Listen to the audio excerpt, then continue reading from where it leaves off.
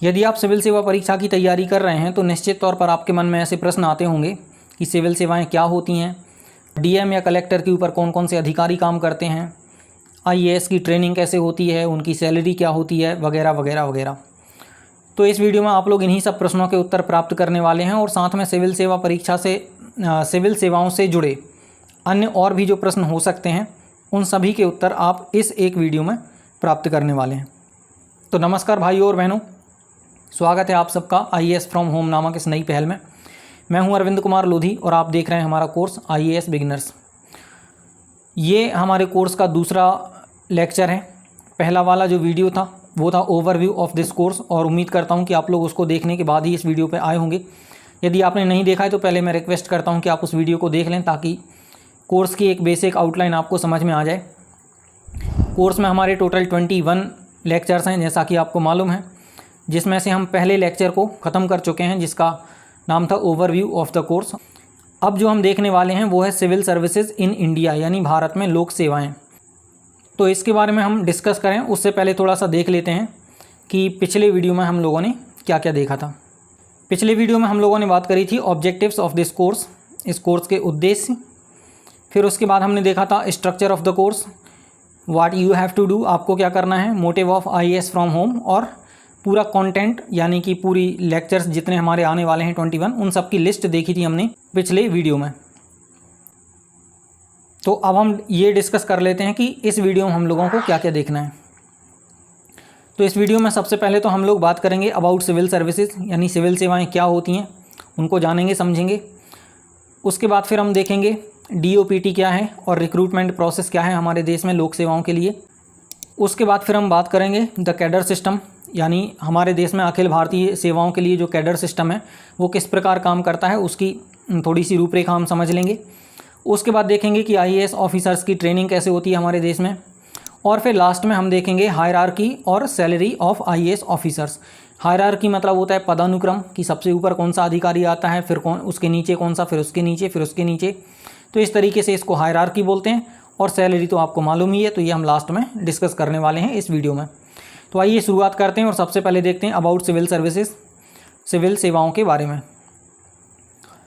तो सिविल सेवाएं या लोक सेवाएं, जैसा कि नाम से ही समझ में आ रहा है लोक सेवाएं।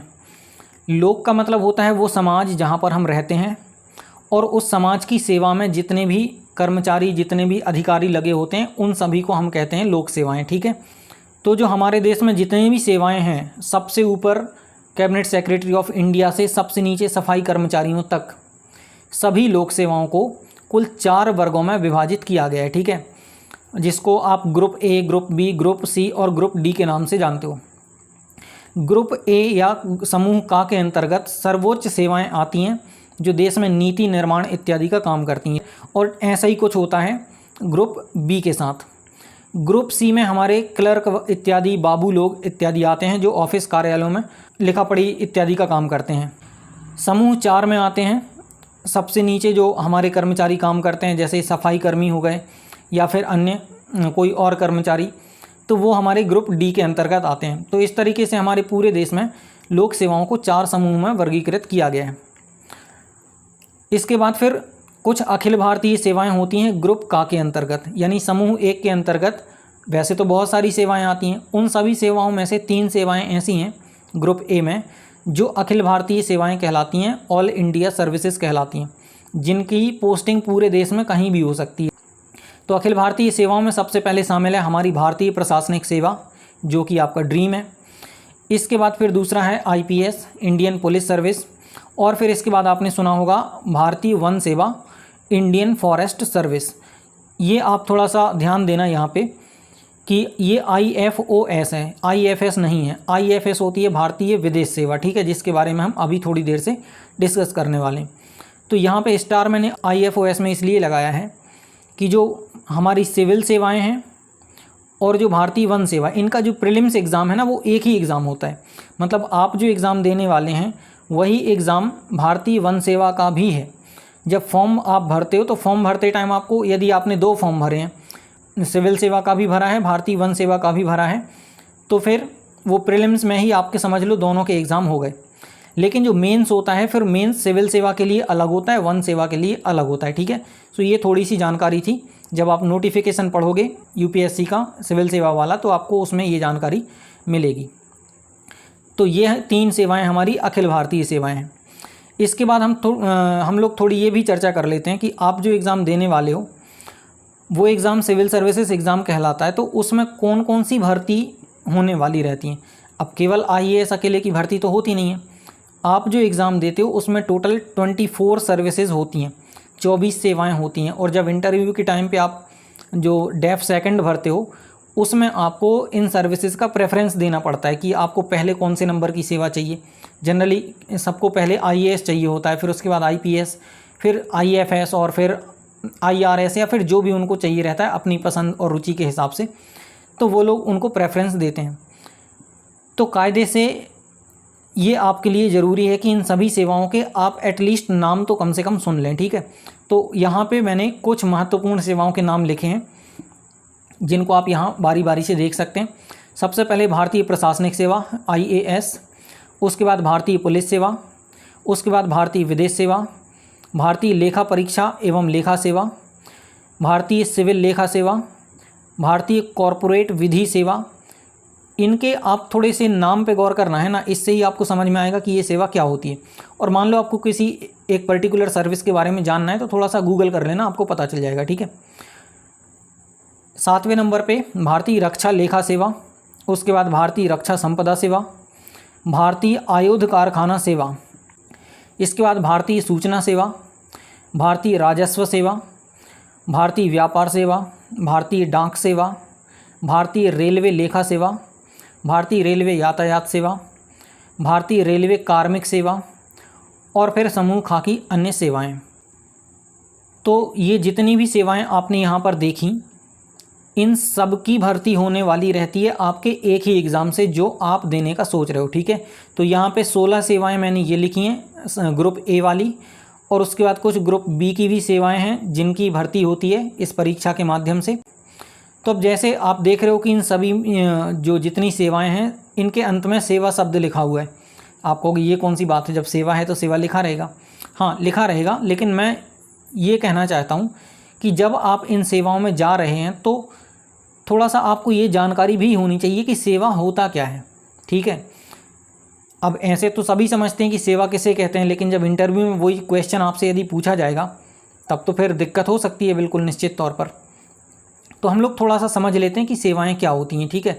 और केवल सेवाएं नहीं, यहाँ पे हम लोग सेवा, रोजगार और व्यवसाय, इन 3 टर्म्स को समझने वाले हैं, सर्विस, जॉब एंड प्रोफेशन। तो सेवा बहुत ही एक ऊंचा कॉन्सेप्ट है, ठीक है, बहुत ही ऊंचे लेवल की बात होती है, क्योंकि सेवा हमेशा दूसरों के लिए होती है। इसका उद्देश्य परमार्थ होता है। आप कहोगे परमार्थ क्या होता है, तो स्वार्थ का उल्टा होता है परमार्थ, ठीक है।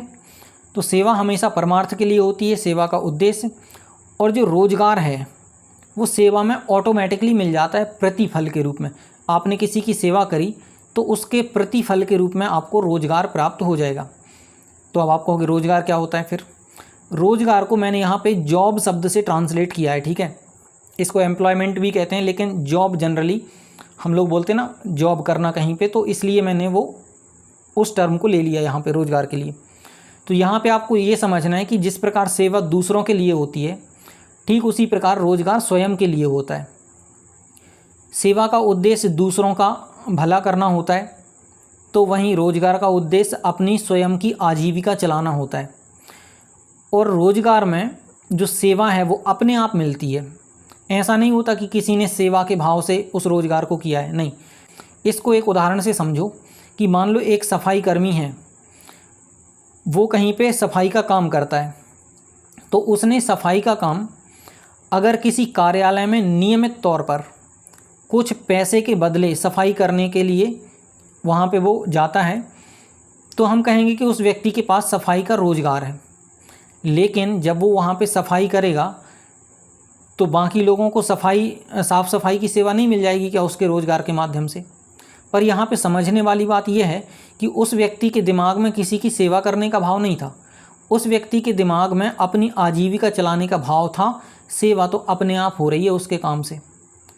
और यहाँ पे सेवा में क्या होता है, सर्विस में, कि जैसे मान लो कोई IAS अधिकारी ही ले लो उदाहरण के तौर पे, तो वो क्या करता है, पूरे समाज की सेवा करता है। लेकिन आप ये बताओ क्या उसको रोज़गार नहीं मिला हुआ है? तो उसका भाव दूसरों की सेवा करना है, लेकिन रोज़गार उसको अपने आप मिल गया। ठीक है, तो यहाँ पे सोच पे डिपेंड करता है कि वो चीज़ आपका रोज़गार है या फिर वो सेवा के तौर पे है। यदि आप किसी मंदिर में जाके साफ़ सफाई करें तो वो आपका रोज़गार नहीं कहलाएगा। ठीक है, वो भी आपकी एक सेवा कहलाएगी। तो वही साफ़ सफाई का काम जो आप किसी कार्यालय में नियमित तौर पर कुछ वेतन के बदले करते हो, और एक मंदिर में साफ़ सफाई का काम जो कि आप स्वेच्छा से करते हो, वो उसमें से एक आपका रोज़गार हो जाएगा ऑफिस वाला, और दूसरा मंदिर वाला आपका सेवा हो जाएगा। आई होप आप ये समझ गए होगे। ठीक है, इसके बाद थोड़ा समझ लेते हैं प्रोफेशन को। तो देखो, प्रोफेशन जो है ना, वो आपके काम के उद्देश्य पर डिपेंड करता है कि आपके काम करने का उद्देश्य क्या है। यदि आप ये बोलो कि अरे यार पैसे कमाने हैं तो बच्चों को तो पढ़ाना ही पड़ेगा, तो फिर आप बच्चों को पढ़ाते हुए भी एक टीचर नहीं कहलाएंगे, क्योंकि आपको पैसे कमाने हैं, इसलिए आप बिजनेसमैन कहलाएंगे। यदि कोई डॉक्टर बोले कि यदि पैसे कमाने हैं तो लोगों का इलाज तो करना ही पड़ेगा, तो अभी भी डॉक्टर नहीं कहलाएगा, अभी भी वो बिजनेसमैन ही कहलाएगा, क्योंकि उसका उद्देश्य पैसे कमाना है और उसके बदले वो लोगों का इलाज करता है। अब इसी का दूसरा पहलू देखो, यदि कोई व्यक्ति बोले कि यदि मैं बच्चों को पढ़ाऊँगा तो पैसे तो आ ही जाएंगे, तो अब वो व्यक्ति जो पढ़ाने वाला है वो टीचर कहलाएगा। क्यों? क्योंकि उसका उद्देश्य है बच्चों को पढ़ाना, पैसा कमाना नहीं है। पैसे भी आएंगे लेकिन उसका जो फोकस है वो बच्चों को पढ़ाने पर है, पैसे पे नहीं है। ठीक वैसे ही यदि डॉक्टर बोले कि यदि मैं लोगों का इलाज करूंगा तो पैसे तो आ ही जाएंगे, पैसे कहाँ जा रहे हैं? तो यदि लोगों का इलाज करना उस व्यक्ति का लक्ष्य है, उद्देश्य है, तब फिर वो डॉक्टर कहलाएगा। तो क्या आपको समझ में आया कि सेवा क्या होता है, रोजगार क्या होता है और व्यवसाय क्या होता है? चाहो तो आप स्क्रीनशॉट ले सकते हो बेधड़क। ठीक है, हो गया। अब इसके बाद हम आगे बढ़ते हैं और थोड़ा समझते हैं कि DOPT क्या है और रिक्रूटमेंट क्या होता है।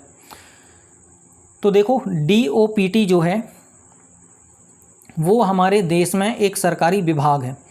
आपको ये ऐसे समझाते हैं, देखो, सबसे ऊपर हमारे देश में कौन? राष्ट्रपति जी होते हैं। राष्ट्रपति जी के सहयोग के लिए एक मंत्री परिषद होती है।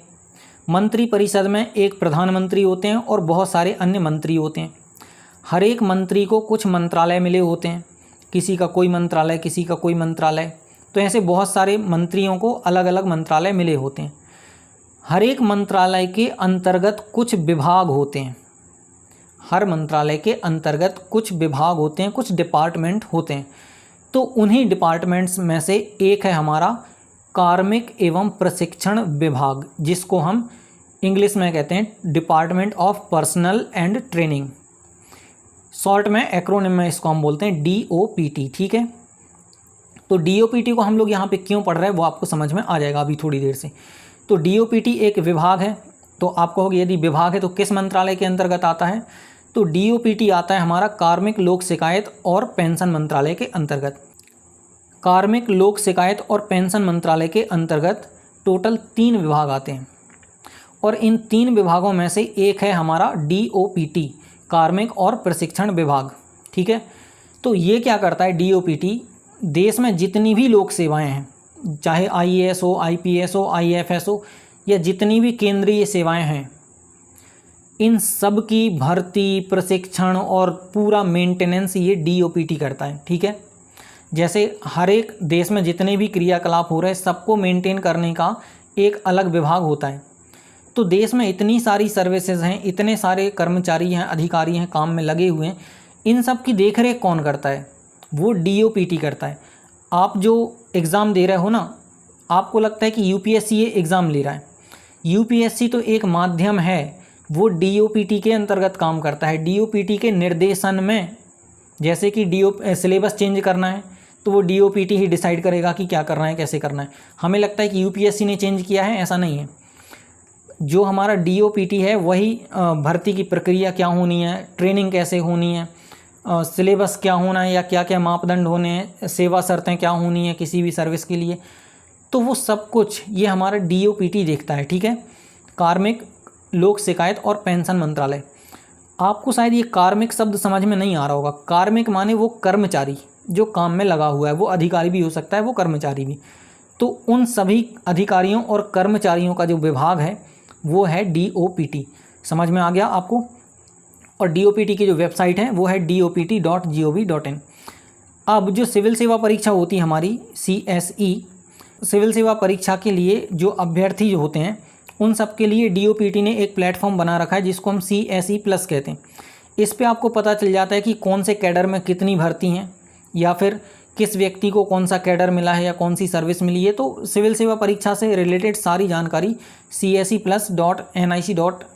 पर आपको प्राप्त हो जाती है। तो ये DOPT और CSE प्लस के बारे में था। आपको हो गए कार्मिक लोक शिकायत और पेंशन मंत्रालय के अंतर्गत 2 और विभाग कौन कौन से हैं। तो एक विभाग है प्रशासनिक सुधार एवं लोक शिकायत विभाग, और दूसरा है पेंशन और पेंशन भोगी कल्याण विभाग। तो ये खैर हमारे चर्चा का विषय नहीं है अभी, इसलिए हम आगे बढ़ते हैं यहाँ से। इसके बाद हम देखते हैं भर्ती प्रक्रिया कि देश में जितनी हमारी सिविल सेवाएं हैं इनकी भर्ती कैसे होती है।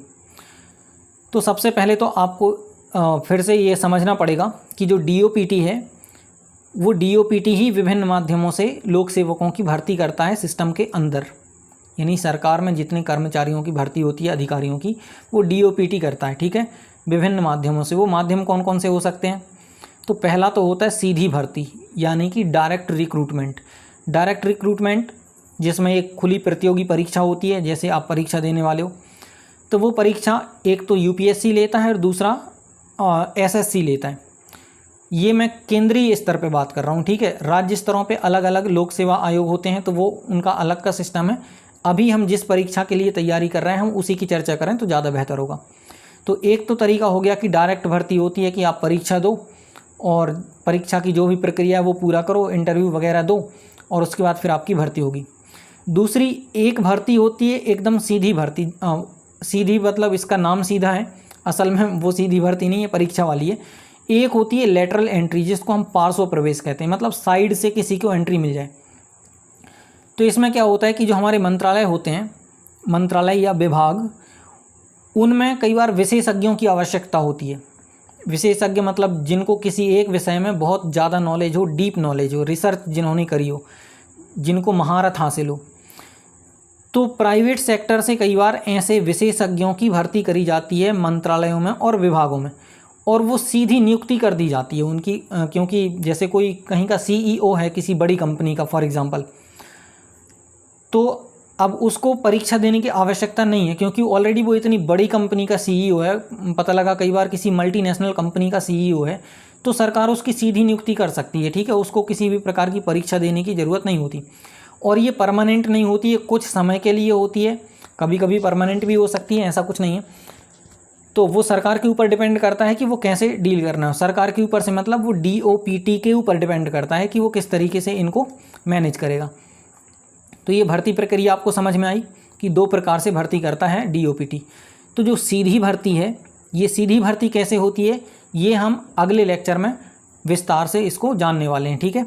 क्योंकि उसके अंतर्गत UPSC आता है, और UPSC की ही तैयारी से आप जो एग्ज़ाम दोगे और जो आपकी भर्ती होगी तो वो सीधी भर्ती के अंतर्गत आएगी। अब हम आगे बढ़ते हैं और देखते हैं कि कैडर सिस्टम क्या होता है हमारी अखिल भारतीय सेवाओं के लिए। आपने ध्यान से सुना ना मैंने क्या बोला? कैडर सिस्टम सभी सेवाओं के लिए नहीं होता है, ये केवल अखिल भारतीय सेवाओं के लिए होता है।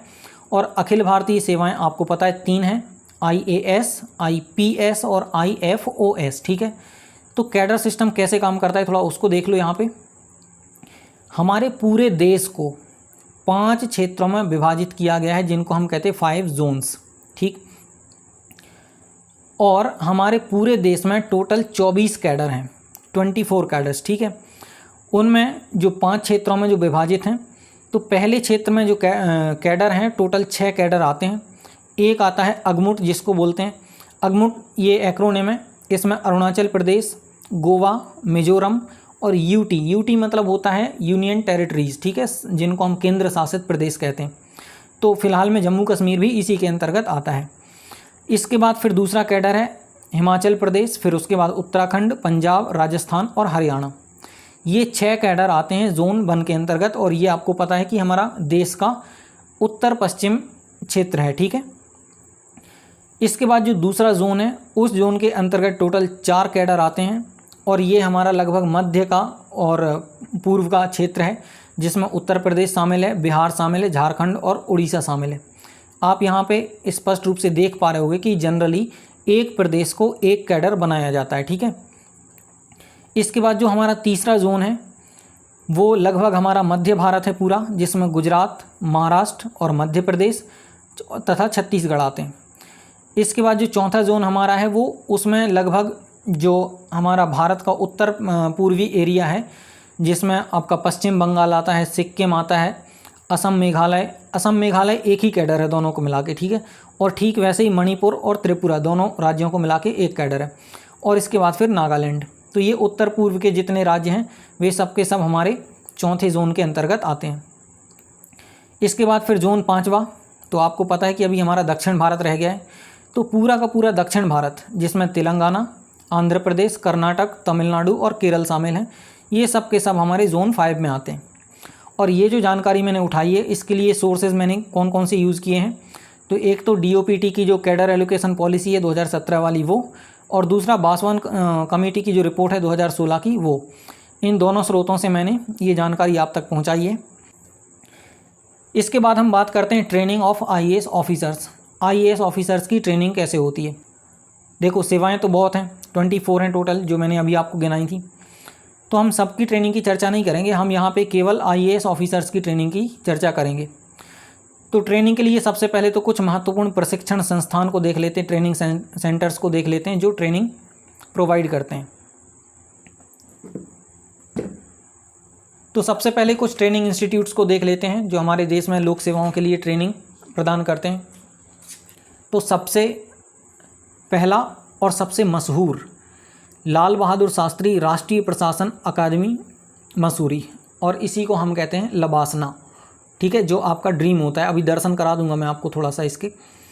इसके बाद जो दूसरा ट्रेनिंग सेंटर है सरदार वल्लभ भाई पटेल राष्ट्रीय पुलिस अकादमी हैदराबाद, इसमें IPS ऑफिसर्स की ट्रेनिंग होती है, ठीक है।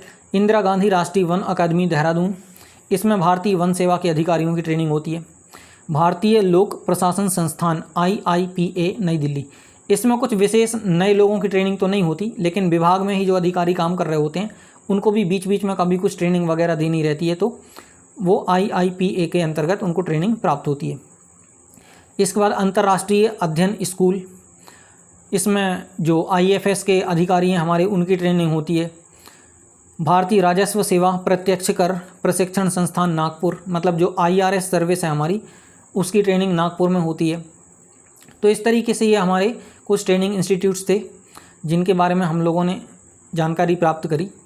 अब हम इसकी विशेष रूप से चर्चा करने वाले हैं आगे कि IAS अधिकारियों की हमारी ट्रेनिंग कैसे होती है।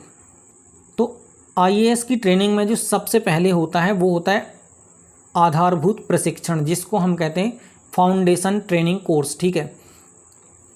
तो ये लगभग 16 सप्ताह का होता है, और 16 सप्ताह मतलब 4 माह। तो 16 सप्ताह में क्या होता है कि जितनी भी सेवाओं की जो रिकमेंडेशंस हुई है UPSC के द्वारा, मतलब IAS से लेके अभी जितनी मैंने टोटल 24 जो आपको गिनाई थी, ठीक है, समूह का और खा वाली, वो सब के सब जो ऑफिसर्स हैं सबसे पहले वो मसूरी जाते हैं, और मसूरी में उनको ये आधारभूत ट्रेनिंग मिलती है 4 महीने की।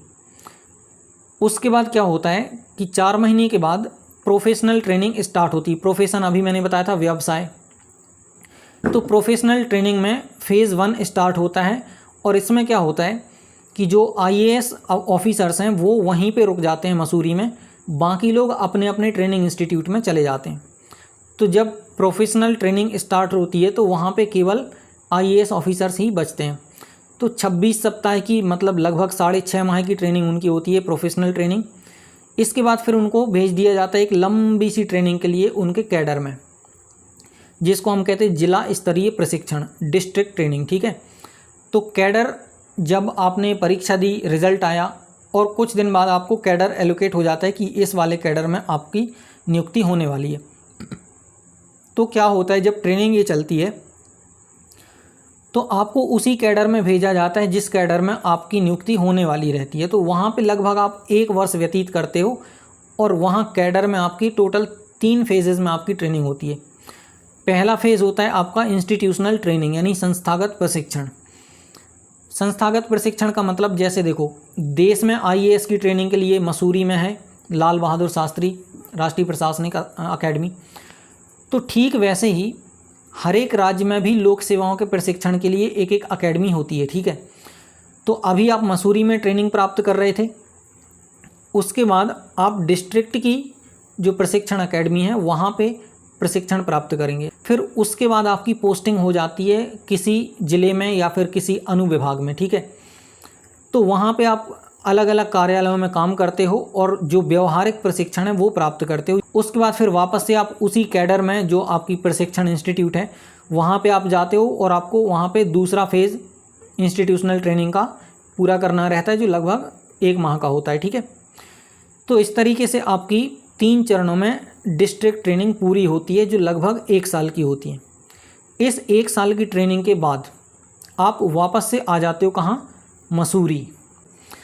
तो जब आप मसूरी वापस आते हो तो लगभग 1.5 से 2 माह तक आपका जो फाइनल प्रशिक्षण है वो होता है और इसमें आपके कॉन्फिडेंस को बिल्ड किया जाता है, आपको पूरा फुल फ्लेज्ड अधिकारी बना दिया जाता है ताकि आप चीज़ों को सही से डील कर पाओ। तो जब ये ट्रेनिंग पूरी हो जाती है इसके बाद आपको एक एग्ज़ाम देना पड़ता है। उस एग्ज़ाम को पास करने के बाद तथा ये पूरी 18 महीने की ट्रेनिंग पूरी करने के बाद आपको एसडीएम के बतौर स्थायी रूप से नियुक्त कर दिया जाता है किसी अनुविभाग में, ठीक है। सो इस तरीके से ये आईएएस की पूरी ट्रेनिंग होती है, लगभग 18 महीने चलती है। अब मैं आपको थोड़ा सा दर्शन कराना चाहूँगा हमारी लाल बहादुर शास्त्री राष्ट्रीय प्रशासन अकेडमी मसूरी का। तो ये दृश्य हैं, आप देखते चलें, मैं एक एक करके इनको निकालता चलता हूँ स्लाइड्स को, फ़ोटोज़ को। ये है ज्ञानशिला की वो बिल्डिंग जहाँ पे सभी लोगों की ट्रेनिंग होती है, क्लासेस वगैरह लगती हैं यहाँ पे। और ये फाउंडेशन का बैच का कुछ शायद उद्घाटन हो रहा था, क्या हो रहा था, वहाँ की फ़ोटो है ये। और ये क्लास चल रही है, वहाँ पे मंत्री जी का भाषण हो रहा है। फिर ये अलग कुछ और इन लोगों का कार्यक्रम है कुछ। इसके बाद यहाँ पे सब लोग इकट्ठे हुए हैं, फ़ोटो खिंचवा रहे हैं। ये कुछ कल्चरल एक्टिविटीज़ के इमेजेस हैं। बस अब आ जाओ अपनी सपनों की दुनिया से बाहर, क्योंकि अभी एक खंड और बचा है हमारा, जो है आईएएस की हायरार्की और सैलरी। इसको हम एक ही स्लाइड में ख़त्म करेंगे पूरा। तो इसको आप थोड़ा ऐसे समझो कि हमारे देश में जो आईएएस ऑफिसर्स हैं वो टोटल 3 स्टेजेस पे काम करते हैं। एक तो डिस्ट्रिक्ट लेवल पे काम करते हैं वो, एक स्टेट लेवल पे काम करते हैं और स्टेट लेवल के बाद फिर सेंट्रल लेवल पे वो काम करते हैं, यानी केंद्रीय स्तर पर। तो एक आईएएस अधिकारी की जो सबसे पहले नियुक्ति होती है वो एसडीएम के तौर पे होती है डिस्ट्रिक्ट में, ठीक है, ज़िले में। इसके बाद फिर एसडीएम का जब प्रमोशन होता है तो वो एडीएम के पद पर पहुंचता है। एडीएम मतलब होता है असिस्टेंट डिस्ट्रिक्ट मजिस्ट्रेट, ठीक है। इसके बाद फिर होता है डिस्ट्रिक्ट मजिस्ट्रेट यानी डीएम, या फिर जिसको हम कलेक्टर भी बोलते हैं। तो कलेक्टर भी 2 प्रकार के कलेक्टर होते हैं, एक छोटे ज़िले का कलेक्टर होता है, एक बड़े से ज़िले का कलेक्टर होता है। उसके बाद कलेक्टर का प्रमोशन होता है तो डिविजनल कमिश्नर होता है वो, जो संभाग का अधिकारी होता है, संभाग का आयुक्त। तो ये डिस्ट्रिक्ट लेवल पे टोटल आप देखोगे तो डिवीज़न कमिश्नर तक आखिरी पोस्ट है। उसके बाद फिर डिस्ट्रिक्ट पे कोई पोस्ट नहीं होती है। इसके बाद फिर उनको स्टेट में भेज दिया जाता है। तो स्टेट में भी सबसे नीचे जो काम करता है व्यक्ति आईएएस ऑफिसर, वो होता है अंडर सेक्रेटरी। अब इसमें जो अंडर सेक्रेटरी है और ये जो एसडीएम है, इन दोनों का लेवल एक ही है, जिसको हम कहते हैं लेवल 10। और इसी को यदि आप देखोगे सेंट्रल लेवल पे, तो सेंट्रल लेवल पे जो असिस्टेंट सेक्रेटरी होते हैं हमारे, तो असिस्टेंट सेक्रेटरी सेंटर में और अंडर सेक्रेटरी राज्य में और एसडीएम डिस्ट्रिक्ट में, ये तीनों के तीनों एक ही लेवल के अधिकारी हैं और ये 10वें लेवल पे आते हैं, जिसकी सैलरी है 56,100, ठीक है। तो इस तरीके से आप ये पूरी टेबल को देख सकते हो। नीचे से ऊपर की ओर हायर ऑफिसर्स हैं। तो अंडर सेक्रेटरी से ऊपर होता है डिप्टी सेक्रेटरी और डिप्टी सेक्रेटरी के ऊपर होता है जॉइंट सेक्रेटरी, और ये एक सम्मानजनक पोस्ट होती है जॉइंट सेक्रेटरी की, ठीक है। इसके बाद फिर स्पेशल सेक्रेटरी और फिर कमिश्नर होता है, वो स्टेट में भी होता है वो, जिसको कमिश्नर या फिर सेक्रेटरी भी बोलते हैं हम, ठीक है। फिर इसके बाद प्रधान सचिव, जिसको प्रिंसिपल सेक्रेटरी बोलते हैं। एडिशनल चीफ सेक्रेटरी, स्टेट में ये विशेष पद है, ये कहीं और नहीं होता है। एडिशनल मतलब होता है अतिरिक्त, ठीक है। तो अतिरिक्त मुख्य सचिव की जो पोस्ट होती है प्रदेश में, वो दूसरी सबसे ऊंची पोस्ट होती है। प्रदेश में जो सबसे बड़ा आईएएस अधिकारी होता है वो होता है चीफ सेक्रेटरी, मुख्य सचिव, ठीक है। आप यदि सेंट्रल लेवल पे देखो तो असिस्टेंट सेक्रेटरी, उसके बाद अंडर सेक्रेटरी, डिप्टी सेक्रेटरी, फिर director, joint secretary, additional secretary. Additional secretary के बाद जो राज्य में एडिशनल चीफ सेक्रेटरी है उसके लेवल का कोई दूसरा पद नहीं है सेंटर में, ठीक है। उसके बाद सीधा सेक्रेटरी होता है। और आप यहाँ पे आराम से देख सकते हो कि राज्य का जो सेक्रेटरी है और जो केंद्र का सेक्रेटरी है, दोनों में बीच में 3 लेवल का अंतर है। राज्य का सेक्रेटरी 14वें लेवल का अधिकारी है और केंद्र का सेक्रेटरी 17वें लेवल का अधिकारी है, ठीक है ना। वो सेकंड लास्ट सबसे ऊंची पोस्ट है। इसके बाद जो देश का सबसे बड़ा आईएएस अधिकारी होता है वो होता है the cabinet secretary of India. इससे ऊंची भारत में कोई पोस्ट नहीं होती। हमारे जो कैबिनेट सेक्रेटरी ऑफ इंडिया हैं, लगभग जब सेवा में किसी की सेवा काल में 2-4 साल का समय बचता है तब ही व्यक्ति यहाँ तक पहुँच पाता है, और कई तो यहाँ तक भी नहीं पहुँच पाते हैं, ठीक है। उससे पहले ही रिटायर हो जाते हैं, पर बहुत से लोग यहाँ तक पहुँचते भी हैं। और जो कैबिनेट सेक्रेटरी ऑफ इंडिया हैं हमारे, वो पूरे आईएएस अधिकारियों के हेड होते हैं, ठीक है, प्रधान होते हैं। तो इस तरीके से आपको समझ में आ गई होगी पूरी हायरार्की। अब यदि आपको सैलरी का स्ट्रक्चर देखना है तो 10वें लेवल पे 56,100 सैलरी का स्ट्रक्चर है। डीएमए कलेक्टर की आप देखोगे तो 2 लेवल पे सैलरी यहाँ पे होती है, 78,800 से 1,18,500 तक। और उसके बाद जो चीफ सेक्रेटरी ऑफ किसी स्टेट की बात कर रहे हैं तो किसी स्टेट का चीफ सेक्रेटरी होता है, उसकी जो सैलरी है 2,25,000 होती है। और जो सबसे ऊंची सेवा है हमारे देश में कैबिनेट सेक्रेटरी ऑफ इंडिया, तो 2.5 लाख उनकी बेसिक सैलरी होती है। तो ये इस प्रकार से आईएएस की हायरार्की और सैलरी, ये हमारा लास्ट पॉइंट था इस पूरे लेक्चर का, जो कि अब समाप्त होता है। आइए एक बार हम देख लेते हैं कि आज की वीडियो हमने किन किन चीज़ों को डिस्कस किया। सिविल सर्विसेज के बारे में डिस्कस किया कि समाज की सेवा में जितने भी हमारे समाज की सेवा में जितने भी लोग लगे हुए हैं वे सबके सब सिविल सर्विसेज के अंतर्गत आते हैं, वे सभी के सभी सिविल सर्वेंट कहलाते हैं, ठीक है। इसके बाद हमने देखा कि हमारे देश में जितनी भी लोक सेवाएं हैं उन सब का मेंटेनेंस डीओपीटी के द्वारा किया जाता है। डीओपीटी 2 प्रकार से भर्ती करता है, डायरेक्ट एंट्री और लेटरल एंट्री। इसके बाद फिर हमने देखा कि देश की 3 अखिल भारतीय सेवाएं हैं जिनको कैडर सिस्टम में वर्गीकृत किया गया है पूरे देश में। और फिर उसके बाद हमने आईएएस की ट्रेनिंग देखी कि 18 महीने की सबसे लंबी ट्रेनिंग होती है। इतनी लंबी ट्रेनिंग किसी भी सर्विस के अंतर्गत नहीं होती पूरे देश में। उसके बाद फिर हमने अभी देखा हायरार्की और सैलरी। सो इस तरीके से हमारा आज का ये पूरा जो लेक्चर है वो समाप्त होता है। वीडियो का सार क्या निकला? वीडियो का सार निकला कि सेवा शब्द परमार्थ का प्रतीक है। लोक सेवाएं हमारे देश का आधार हैं। इन्हें कुल 4 वर्गों में वर्गीकृत किया गया है। भारतीय प्रशासनिक सेवा देश की सर्वोच्च सेवा है जो देश में नीति निर्माण तथा नीतियों के कार्यान्वयन में महत्वपूर्ण भूमिका निभाती है। आप थोड़ा सा देख लेते कि कल जो नेक्स्ट लेसन है हमारा, जिसका टाइटल है complete process of the examination, उसमें हम लोग क्या क्या देखने वाले हैं। तो उसमें हम लोग सबसे पहले यूपीएससी के बारे में थोड़ा सा परिचय प्राप्त करेंगे कि यूपीएससी क्या है, किस तरीके से काम करता है। फिर जो परीक्षा देने वाले जो अभ्यर्थी हैं उनके लिए एलिजिबिलिटी क्या क्या है, अटैम्प्ट किस तरीके से काउंट होते हैं, कितने अटैम्प्ट किसको मिलते हैं। यूपीएससी का जो एनुअल कैलेंडर जारी होता है तो कैलेंडर की भी बात करेंगे, नोटिफिकेशन को भी डिटेल से समझेंगे। ओटीआर का जो पैटर्न सिस्टम है जो नया लॉन्च किया यूपीएससी ने, उसको भी जानेंगे। प्रीलिम्स, मेंस और इंटरव्यू की भी बात करेंगे, अलग अलग पूरे एग्जामिनेशन प्लान को समझेंगे।